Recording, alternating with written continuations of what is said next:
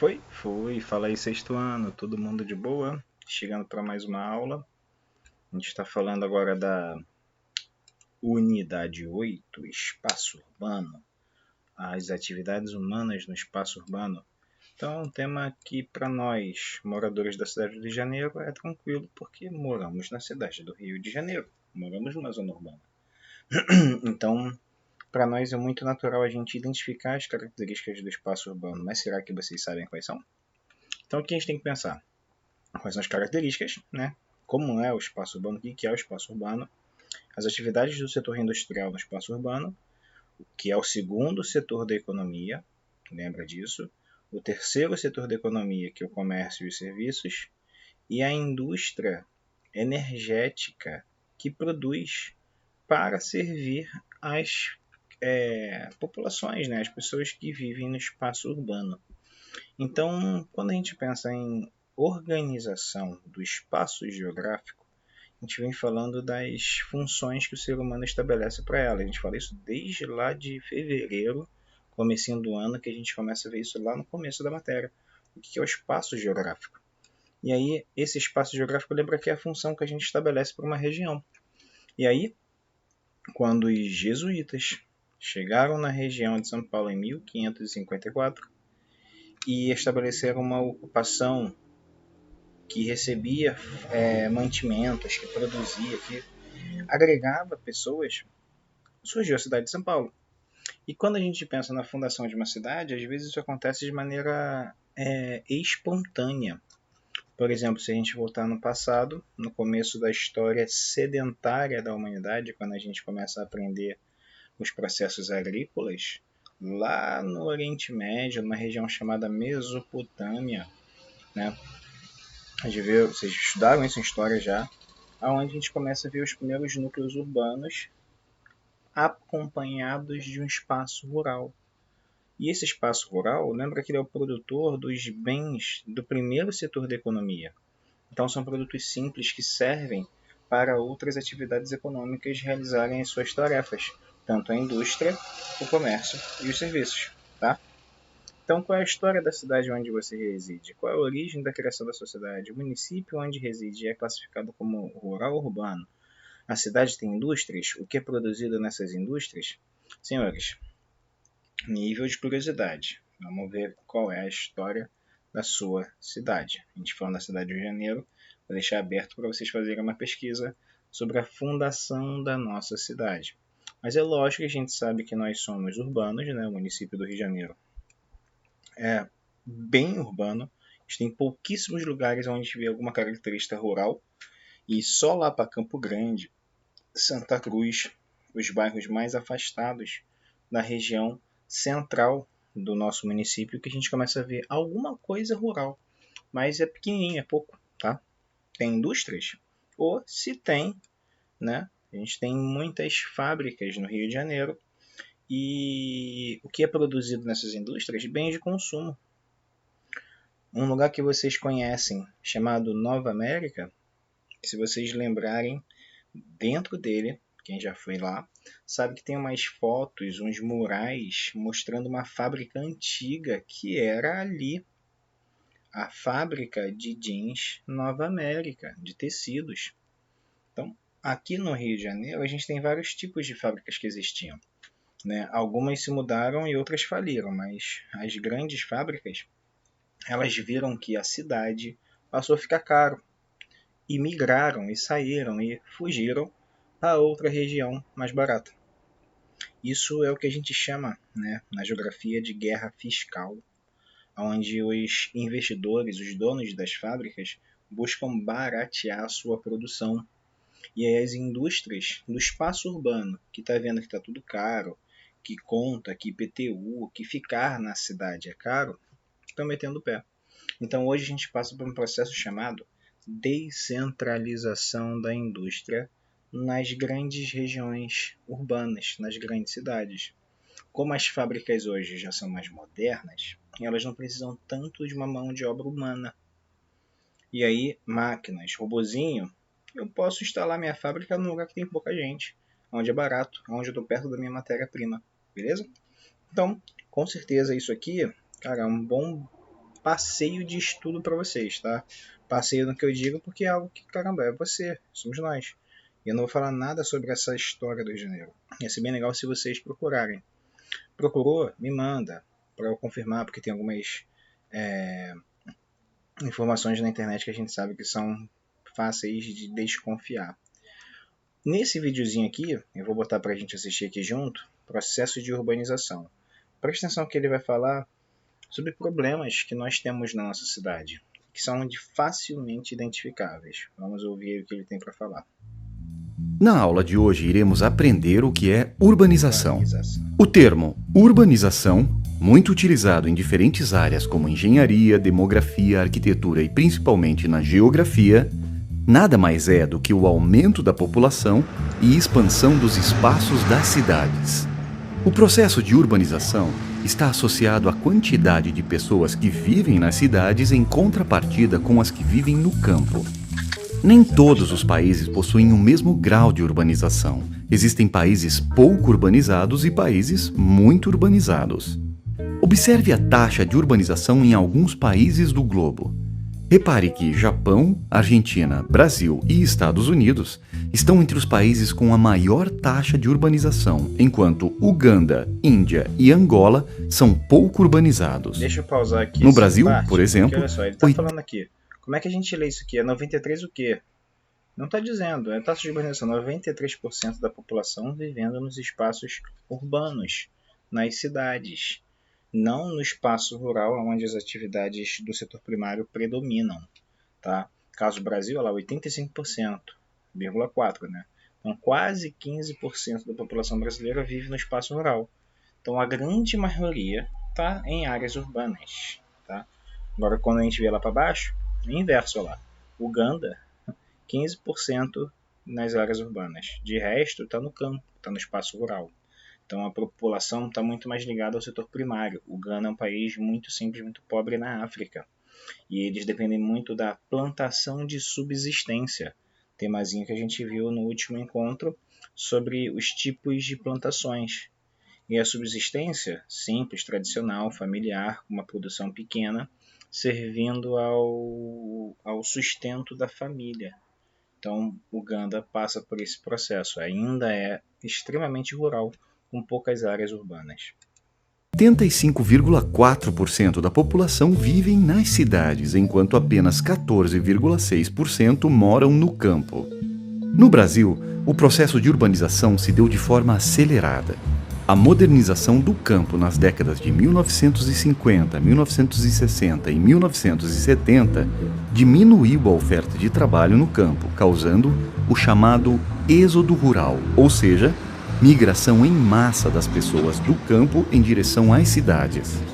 Entre as décadas de 1960 e 1970, mais de 50% dos brasileiros passou a viver nas cidades, atraídos pela oferta de emprego nas recém-criadas indústrias. Então, rapidamente, em países como o Brasil, onde o crescimento urbano se deu de forma acelerada e com pouco ou nenhum planejamento, se multiplicaram os problemas urbanos como a favelização, o subemprego, os problemas de mobilidade urbana, a poluição, a violência, a falta de infraestrutura e serviços básicos, entre outros. Olha só, ele termina falando desses problemas urbanos. O que acontece? Se eu vou parar aqui, deixa eu pausar. Pronto, já estou no meu vício, já estou no Google Earth, né? Sabe que eu não vivo sem. Aqui eu estou numa região de Pernambuco, um dos estados do Brasil onde a população vive mais no espaço rural. E aqui pertinho do Mercadinho Araújo, eu tenho um vilarejinho que quando a gente aproxima, tem meia dúzia de casinhas. Olha lá, a imagem não é muito favorável para a gente ver, não tem uma boa definição. A gente vê que são poucas residências ao longo de uma estrada de terra. Uma região muito, muito simples do interior de Pernambuco. Quando a gente olha o entorno, campos rurais, fazendinhas, pequenas propriedades de terra do espaço rural. Então aqui não tem urbanização. Quando a gente afasta, aí eu vou vir aqui para o Rio de Janeiro, para nós, para a gente ver que aqui a gente não tem esse padrão de imagem. A gente vê um padrão de uma cidade completamente preenchida. Estou aqui no bairro de Irajá, Vista Alegre. Eita, deu uma travada. Isso, valeu, obrigado. Penhão. A gente tem muito espaço ocupado e pouquíssimo espaço vazio. Só que quando você olha o padrão das ruas, olha isso aqui. Tem um pedaço aqui que tem um monte de rua, uma para um lado, outra para o outro. Vou chegar aqui num lugar que talvez vocês conheçam. Deixa eu chegar aqui, cadê? Complexo. Não, estou no Maracanã, estou no errado aqui. Complexo do Alemão. As ruas da chamada Vila Cruzeiro. Assim, mal dá para ver o chão, você só vê casa em cima de casa, né? Isso chama-se essa falta de planejamento urbano. Você não vê uma mobilidade, eu não consigo botar um ônibus, não consigo botar um trem, não consigo construir uma casa com uma estrutura bacana, adequada, bem pensada, bem planejada, arejada, né? Com ventilação. A gente sabe que em muitas comunidades os problemas respiratórios acontecem porque tem mofo, porque as paredes estão cheias de umidade. Não tem esse cuidado com esse mobiliário urbano, beleza? Agora, se eu afastar Brasil, país subdesenvolvido, vou para um país um pouquinho mais desenvolvido, Canadá. Estou viajando aqui, Oceano do Caribe, Flórida, Oceano Atlântico, chegando aqui no Canadá, ao norte dos Estados Unidos. Tem uma regiãozinha aqui chamada Quebec, uma cidade antiga, mas que passa por um planejamento urbano. Olha a diferença das ruas e das propriedades. Tudo bem alinhadinho, arrumadinho e organizado. Em alguns trechos mais afastados das zonas centrais, a gente vê os bairros residenciais com aquelas casinhas que a gente morre de inveja. Se eu botar aqui, ó, caraca, nossa, como eu moro mal, professor. Eu também, eu fico olhando isso aqui e falo, gente, que casinhas maneiras. Um bairrozinho lá, top, do Canadá. Onde está lá a moça passeando e cortando a sua grama, parecendo um filme, parecendo um seriado. Mas é a realidade de países onde o processo de planejamento urbano desenvolveu uma estrutura urbana muito bacana, muito bem pensada. Olha lá, um monte de piscinão, umas casas top, né? A gente fica, nossa, que invejinha. Mas é um sistema. Tanto que a gente vê que o país investiu até na qualidade dessa fotografia aérea. Tô vendo o carro do cara bonitinho aqui, né? Enquanto quando a gente viu lá em Pernambuco, ainda há pouco, a resolução era bem ruim. Então, em alguns lugares, esse planejamento urbano acontece. Você não vai ver um engarrafamento nessas regiões. Carros, veículos, caminhões conseguem acessar todas as áreas da cidade com um bom deslocamento, tá? Vou numa cidade que é mais famosa que Quebec, aonde esse planejamento urbano também representa essa organização territorial, chamando Nova York, Manhattan. As ruas são retas, são organizadinhas. Vou fazer uma inclinação aqui para a gente pegar. Por exemplo, eu estou aqui na... Qual é essa avenida? Acho que é a 7ª Avenida. Madison Avenue. Não, é outra avenida, mas ela é reta até o final. Olha lá. E aí o trânsito e a organização da cidade consegue se entender melhor porque teve esse planejamento para o deslocamento da população. Mas eu estou falando de Nova York, né? Uma cidade que é muito rica, muito bem organizada. A cidade de Nova York e Manhattan, beleza? Então esse nível de planejamento ele não ocorre da mesma maneira no mundo inteiro. Com certeza a gente tem diferenças nos padrões de organização urbana. Então, voltando aqui para a nossa apostila, quando ele fala desse processo de urbanização atrelada à industrialização, principalmente quando acontece de forma espontânea, quando os governos não pensam nas avenidas, nas praças, no tamanho dos terrenos que as casas vão poder usar, gera essa dificuldade de organização e de um fluxo bom das cidades. No Brasil, um grande exemplo de cidades planejadas é Belo Horizonte. Deixa eu chegar aqui no nosso Google Maps para vocês verem que eu falei lá de países do Canadá e Estados Unidos. Pô, quero ver aqui no Brasil um lugar organizado. Belo Horizonte no centro de Belo Horizonte, a gente vê uma organização das ruas. Vou tentar botar aqui numa posição que dê para ver bem. As ruas bem alinhadas, isso no centro histórico. A cidade foi planejada antigamente. Então, lá no passado, quando a cidade começou a crescer, a partir da Praça Raul Soares, as ruas são todas alinhadinhas, são todas acertadinhas, com um bom fluxo para essa região central. Essa Praça Raul Soares marcando o centro histórico de Belo Horizonte. Tem umas outras praças famosas aqui também, o marco da cidade, né? Palácio da Liberdade, todas de maneira bem organizadinha. A gente vê ruas certas. Mas quando a gente vai para as regiões mais novas, onde o crescimento foi mais espontâneo, a gente começa a ver essa bagunça no espaço urbano. Para ficar bem claro do que eu estou falando, né, eu vou para uma outra cidadezinha, num país vizinho, vou viajar assim só para a gente ver que não é perto, né? Vocês conhecem essa cidade? Buenos Aires. Do lado tem um lugar chamado La Plata, cidadezinha muito importante para a Argentina, aonde o planejamento urbano é um dos melhores do mundo. Olha que cidade arrumadinha, a gente vê o padrão lá, cara, parece uma estampa de alguma coisa bem determinada, bem alinhadinha, toda organizada. La Plata foi pensada em todas as suas avenidas e todas as suas ruas foram bem feitas e bem alinhadas. Então, trânsito aqui, zero. Pensa assim, um cara vai passar, o cara trabalha aqui no 10 e mora aqui nesse 11 aqui em cima, quantas vias, quantos caminhos ele vai poder passar, ele vai poder seguir, ou com seu veículo, com assim, ônibus, transporte público, tá? Porque existem opções. Aqui no Rio de Janeiro a gente sabe que se a Avenida Brasil engarrafar, a cidade inteira parou. E a Avenida Brasil ela corta boa parte da nossa cidade. Uma avenida, servindo para muitas direções. Aqui você tem muitas direções servidas com muitas avenidas. Isso é uma diferença desse planejamento urbano. As cidades que, na sua formação, na sua concepção, primeiro faz rua, primeiro organiza as retas, os terrenos, os lotes. E aí quando você olha do alto, fica um negócio muito arrumadinho. Tá? Olha esses quarteirões aqui embaixo, esses bairros, tudo alinhado, tudo quadradinho. Aí eu faço aquela comparação lá de novo com o Rio de Janeiro, com a nossa região. Vamos lá, chega lá. São Paulo, Rio de Janeiro. Olha a diferença nesse padrão. Você não tem um padrão, você não tem uma organização, você tem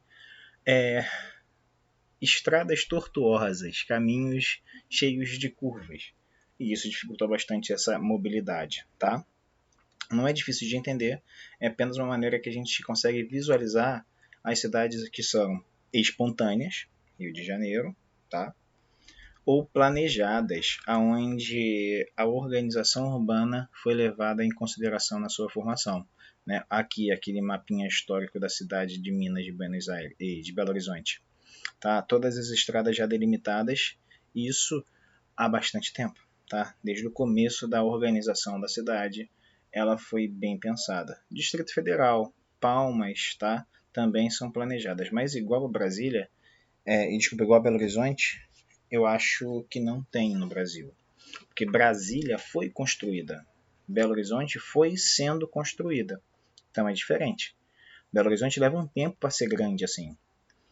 E aí, com certeza, a organização de Belo Horizonte é mais a longo prazo, tá? Beleza? Vamos seguir. As cidades se diferenciam diferenciam entre si por uma série de aspectos. Quanto maior a quantidade de sua população, oferta de produtos e serviços, maior será o poder de influência sobre as outras cidades. Por exemplo, a cidade de São Paulo exerce influência significativa em todo o território brasileiro. O que é isso? Isso chama-se hierarquia urbana. Eu acabei de falar de cidades como Nova York, que é famosa no mundo todo. Cidades como Belo Horizonte, que muita gente conhece. Mas se eu chego para um nova-iorquino, lá, né, o cara lá de Nova York, e falo Xerém. Que cidade é essa, Xerém? Mal assim, quem que conhece Xerém? Você já foi em Xerém? Cidade aqui perto. Magé, Nova Iguaçu, Belfor Roxo, Mesquita, São João de Meriti. São outras cidades próximas ao Rio de Janeiro. Mas quem é famoso aqui na região é o Rio de Janeiro.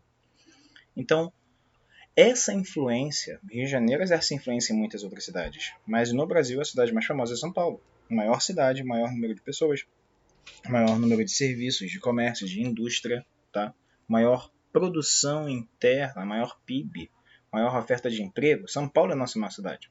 Então ela é a mais famosa nesse título chamado hierarquia urbana, tá?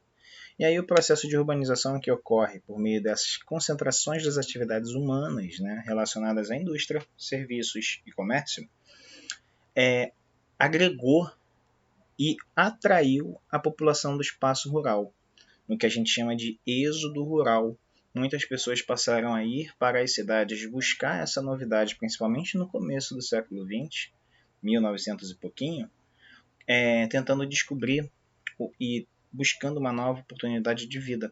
E as cidades passam a atrair muitas pessoas, pois elas ofereceram, passaram a oferecer muitos empregos no setor industrial, no setor de comércio e no setor de serviços. Tá?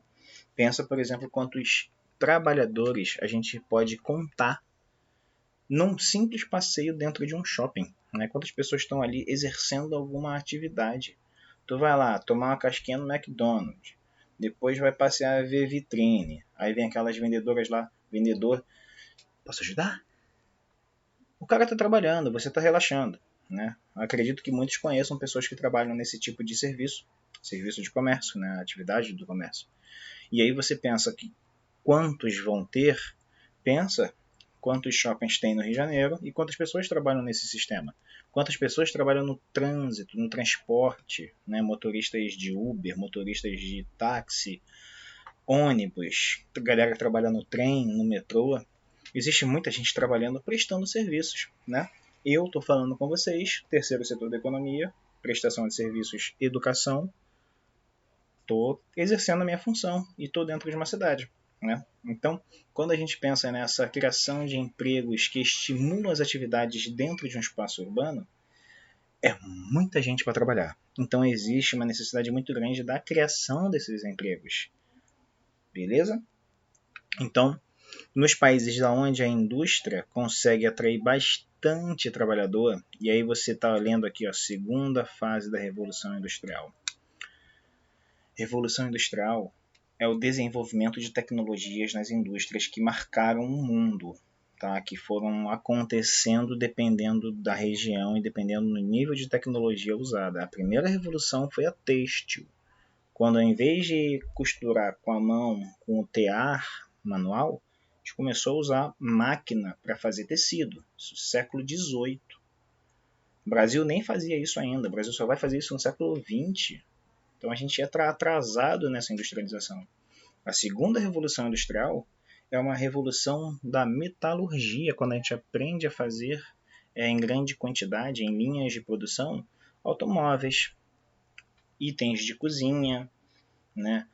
Produtos com alto valor agregado, mecânicos, fogão, geladeira. Tá? Isso é a segunda revolução industrial. Começa no final do século XIX, 1800, principalmente nos Estados Unidos. Tá? Inglaterra, Estados Unidos, Japão participa também da segunda revolução industrial. Depois vem a terceira revolução industrial, quando a tecnologia faz parte da indústria. Então, vocês vão estudar, tanto em história quanto em geografia, até o médio, até o terceiro ano do ensino médio, a Revolução Industrial ela sempre vai estar presente em vários assuntos, como que o ser humano desenvolveu as tecnologias de produção, tá? E aí você está vendo aqui, ó, na segunda fase da Revolução Industrial, a urbanização ocorreu paralelamente. Eu tenho fábricas de carros, de eletrodomésticos, de bens de metalurgia, coisas feitas com metais, né? As siderúrgicas começaram a funcionar. A gente desenvolveu o derretimento de metais em grande quantidade.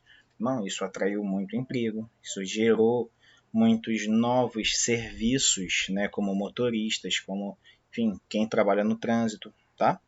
O que atraiu muita gente do campo para a cidade, acelerando esse êxodo rural, beleza? E aí, fechando essa ideia de hoje, quando a maior cidade, deixa eu ver aqui de novo, que eu me enrolei, macrocefalia urbana. Macrocefalia, você sabe que é uma doença, né? Quando a criança nasce com um cabeção gerado por um acúmulo de líquido. Isso é um problema. Se a gente está falando que a macrocefalia urbana, ou seja, a cidade está doente, a cidade está inchada, A cidade está com muitos problemas. Então é originada quando existe uma rede de centros urbanos muito desequilibrada em relação à quantidade de população. Eu vou ter muito engarrafamento, eu vou ter desemprego, eu vou ter dificuldade de conseguir casa, muitos moradores de rua, tá? Violência, tráfico, favelização, né, que são as submoradias. Isso começa a crescer bastante. O Rio de Janeiro passa por uma macrocefalia. A gente tem problemas de desordem social no nosso espaço, tá? Na nossa cidade. Isso é a macrocefalia. E aí, dentro dessas classificações das cidades, a macrocefalia é identificada em várias, tá? Metrópole, cidade que se destaca em relação aos aspectos econômicos, culturais, exercendo influência sobre as demais. É uma cidade importante. Quando uma metrópole exerce influências em outros países, ela é chamada de mundial. Quando está só no país, é nacional. Quando ela está só na sua região, é regional. Então isso é muito fácil de você determinar. Tá? Então é aonde ela alcança. Se eu chego qualquer lugarzinho, Juazeiro do Norte, lá no Nordeste, que é uma cidade que cresceu muito nos últimos anos, e eu falo no Japão dela, dificilmente alguém vai conhecer. Porque não é uma cidade que tem uma influência global. Agora, se eu falo Nova York, todo mundo conhece. Se eu falo Londres, todo mundo conhece. São Paulo, todo mundo conhece. Né? Quando é nacional, cara, o Rio de Janeiro é uma cidade nacional. Não é todo mundo que conhece o Rio de Janeiro. Normalmente, quando você fala do Rio de Janeiro para fora do mundo, o cara vai ligar carnaval, samba, futebol, né? Achando que é uma parte de São Paulo, que é a maior cidade do Brasil, enfim. Né? Já a mega cidade, 10 milhões de habitantes. 10 milhões, assim que a cidade atingir o número de 10 milhões, mega cidade. São Paulo é uma, tá? Rio de Janeiro, sua região metropolitana, que já é outra coisa, que junta cidades como São Gonçalo, São João de Meriti, Belfor Roxo, Nova Iguaçu, tem mais de 10 milhões. Então, nossa região metropolitana tem mais de 10 milhões, não a cidade do Rio de Janeiro, que está com 9 e pouquinho. Então, a gente está quase como uma mega cidade. Cidade global, parecida com a metrópole global, é a cidade que vai ser conhecida no mundo todo e que vai oferecer serviços para o mundo todo. Tá? Por exemplo, a sede de grandes multinacionais, Nike, Coca-Cola, Adidas, iPhone, o Apple, né? Samsung, Motorola. Essas grandes marcas, elas estão em cidades importantes que agregam muitos serviços de muitas pessoas. Isso é uma necessidade para você chamar de cidade global. Ela tem que oferecer isso, ela tem que oferecer sedes de grandes empresas que querem ficar ali. Ela tem que ter uma bolsa de valores, ela tem que ter dinheiro suficiente para gerar investimentos. As pessoas querem ir lá, investir em coisas nela. Tem que ter centros de desenvolvimento tecnológico, pesquisa universitária, transporte público, trem, metrô. Ou seja, tem que ser uma cidade tipo Nova York, top. Que você vê o mundo todo olhando para ela e usando ela de alguma maneira. Tá? Seja assistindo uma série que é gravada lá. Pensa quantos filmes, né? Quantas vezes os Vingadores lutaram em Nova York. Entende? Sempre invadem o mundo. Né? Os ETs estão sempre invadindo o planeta nos filmes. Mas atacam Nova York. Né? Por quê? Enfim, é uma influência que cidades como essa conseguiram exercer no mundo todo. Beleza? A partir daqui, população urbana 2014, a gente vai começar a ver no próximo vídeo, tá bom? Nem vou avançar muito aqui não, para eu não me enrolar. Valeu, galerinha. Bons estudos. Se tiver com dúvida em alguma parte dessa matéria, me fala, porque eu sei que pode ter umas enrolaçõezinhas aí. Grande abraço.